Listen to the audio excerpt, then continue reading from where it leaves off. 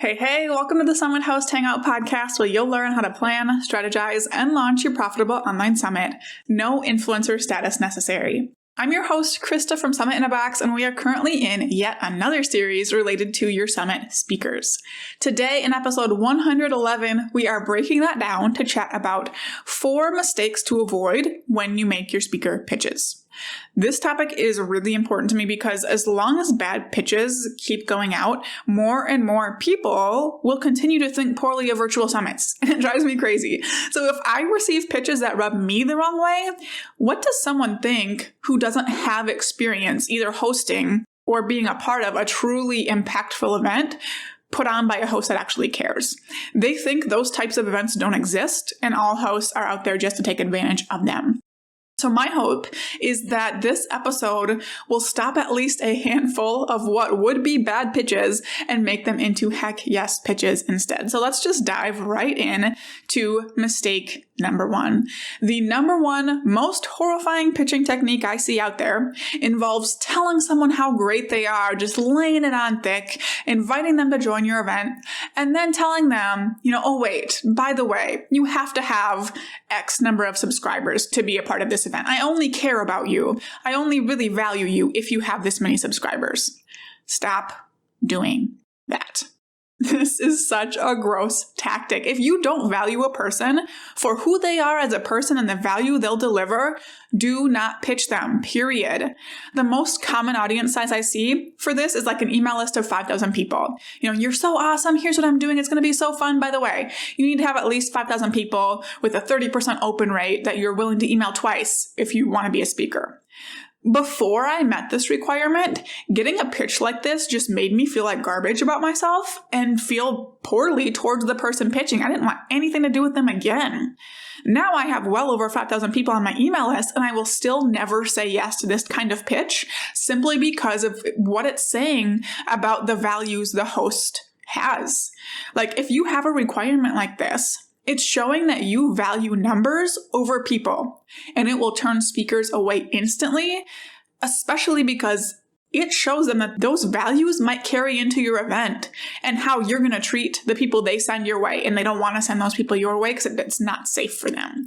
So let's stop doing that, shall we? I know that you need to have speakers with an audience to host a successful event that grows your business. Trust me, I know.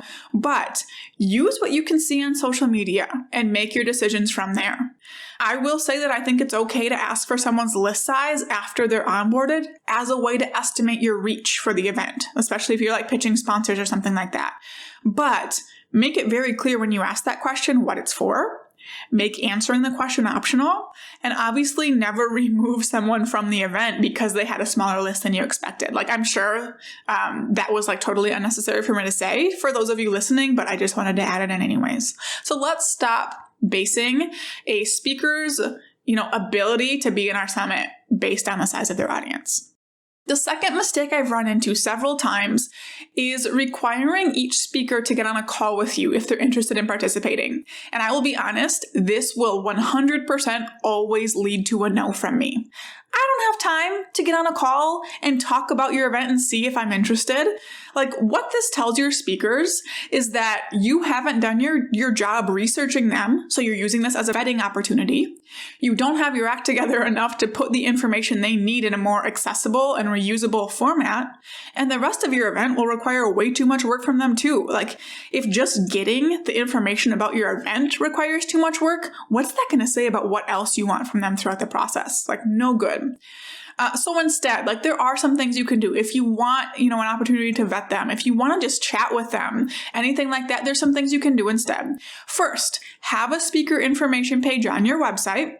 For those of you in Summit in a Box, we have a copy template and website template for you for this.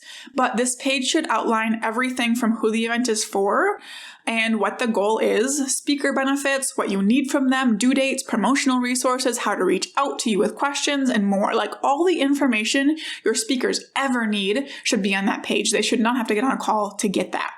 Not only will this save you 30 minutes per speaker, but it's a single place they can go whenever they need information about participating in your summit. It's also a way to vet them. So if you want them to be willing to send an email or be willing to, have a presentation of a certain length, put that information on that page. If they can't meet that requirement, they'll say no. As far as vetting goes, if you're someone who is going to use a call like this to make sure they're a good fit, find another way to vet them. Invite them to a coffee chat first. Watch them on social media and see how they're interacting with their people and teaching. Look at their website and see if you resonate with the way they talk. That's how you vet speakers who are new to you. If you do want to get on a call with speakers who are new to you to get to know them, like I said, invite them to a casual coffee chat, and that can be either before you pitch them if you want to do some vetting, or after if you literally just want to use it to get to know them and build that relationship. Still make it optional, but just position it as a more casual thing because that's all it has to be. All right. Third mistake. This is something I've heard a lot of complaints about over the past, 6 or so months, and almost fell into the trap of myself for a while, and that was having too many speaker requirements. So when you send a pitch to a speaker, your what I need from you list should be as short and simple as possible. So some things I have seen required that shouldn't be of your speakers are things like getting on that intro call, like we just talked about, getting on a speaker or affiliate training to teach them how to be a good speaker or teach them how to be a good affiliate. That shouldn't be required. Recording an introduction with the host separate from the presentation. I agree this can add a nice touch, but it's another ask you're having to make of these people and another way you're using up their time. Doing a bonus interview for the All Access Pass should not be required if they're already making another presentation for you and if they're not being paid. A regular talk and some kind of live talk, so whether it's a panel, Facebook Live, something like that, you should not require multiple things from your speakers if you're not paying them. Including a bonus in your All Access Pass should not be required, and sending multiple solo promo emails to their email list about your event should not be required. So I don't necessarily think that all of these things are bad on their own, but they turn bad when they become a requirement, specifically when you're not paying your speakers. So for example, if you want to provide your speakers with a training on making money by being an effective affiliate, that's great, but make it optional and then send a replay when you're done. If you want to host some live panels in addition to the regular presentations, it's a great idea to add extra interaction. I do this for my summits, but invite your speakers as an optional way to interact more with each other and attendees. Don't make it an extra requirement. And the last one I'll use as an example is contributing a bonus to your All Access Pass.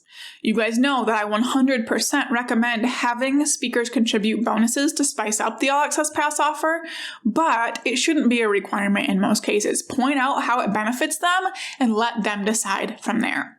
So if you want to hear more about my thoughts on requiring promotion, check out episode 69. I also have an episode somewhere in here, we'll link it in the show notes, where I talk about getting speakers to contribute bonuses if you need that broken down as well. The last mistake I'll bring up is just, in general, requiring more from your speakers than you can give them in return. For example, I've been pitched for events that want me to send multiple emails to my email list, but the host has a tiny audience and no prior connection with me. In promoting this summit, I'm spending marketing efforts on something I know probably won't get me a lot of return by sending those emails.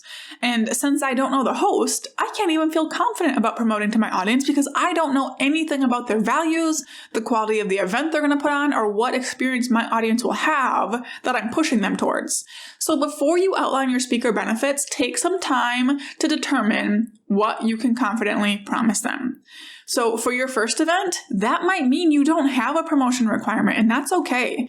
Maybe your summit won't be as big as it would be, but you'll have a bigger starting platform next time. You will have speaker testimonials to use, speaker results to share, and you can help new speakers be more confident if you put that promotion requirement in place next time. So I know this episode kind of turned into 4 separate rants from me, but hopefully they'll help you feel confident in your pitches. Just remember that you're pitching real people, and when you do that, you're going to see better results in return. So to take it further, check out episode 20, where we talked about how to hear yes more than no when you make your speaker pitches. Thank you so much for tuning into this episode. For show notes and resources we mentioned, head to summithosthangout.com/111. In the next episode, we'll be chatting about whether you should share the full attendee list with your speakers, so be sure to tune in for that. Before you go, check out my free masterclass covering the 3-part framework to triple your monthly revenue with the virtual summit while building your list for free. In this class, we cover the secret to creating a plan you can actually follow to make your summit happen, even if your business is already too busy, how to host a profitable event and land expert speakers without a huge audience of your own, and how to use the 3-part profitable summit system to triple your monthly revenue and the size of your email list. And you can join that class at summithosthangout.com/class.